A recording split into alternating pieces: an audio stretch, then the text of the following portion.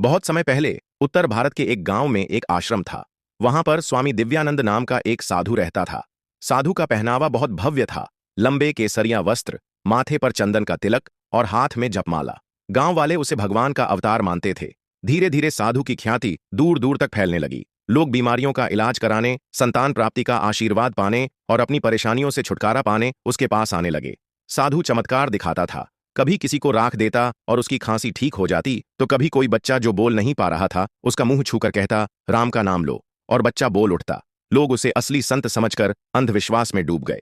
साधु कहता, मुझे दान दो, तभी तुम्हारी मनोकामना पूरी होगी। लोग अपनी जमीन तक गिरवी रखकर उसके आश्रम में दान करने लगे। एक दिन गांव की एक गरीब लड़की सुजाता अपने परिवार के साथ साधु के पास पहुंची। उनकी कोई संतान नहीं थी। साधु ने कहा, बेटी, भगवान ने मुझे वरदान दिया है। मैं खास तपस्या और पूजा करूंगा, तभी तुम्हें संतान सुख मिलेगा। लेकिन इसके लिए तुम्हें अकेले मेरे पास आना होगा। सुजाता और उसका परिवार मासूम थे। वे समझ नहीं पाए कि यह बहाना है। लड़की को बार बार साधु के पास भेजा जाने लगा। लेकिन धीरे धीरे सुजाता ने महसूस किया कि साधु पूजा पाठ नहीं करता, बल्कि गुप्त रूप से गलत हरकतें करने की कोशिश करता है। वह डर गई। सुजाता ने हिम्मत दिखाई। उसने गांव की एक महिला संस्था को सारी बात बताई। उन महिलाओं ने योजना बनाई। अगली बार जब साधु ने वही कृत्य करने की कोशिश की, तो गांव की महिलाएं और कुछ युवक अचानक कमरे में घुस आए। वहां छिपे कैमरे से उन्होंने साधु की हरकतें पकड़ लीं। गांव में टहलका मच गया।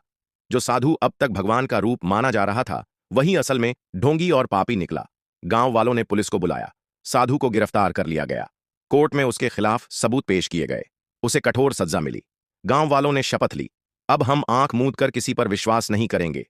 सच्चा साधु वही है जो निस्वार्थ सेवा करता है, न कि जो धन और शरीर का लालच रखे। सुजाता को न्याय मिला और गांव में फिर से शांति स्थापित हुई।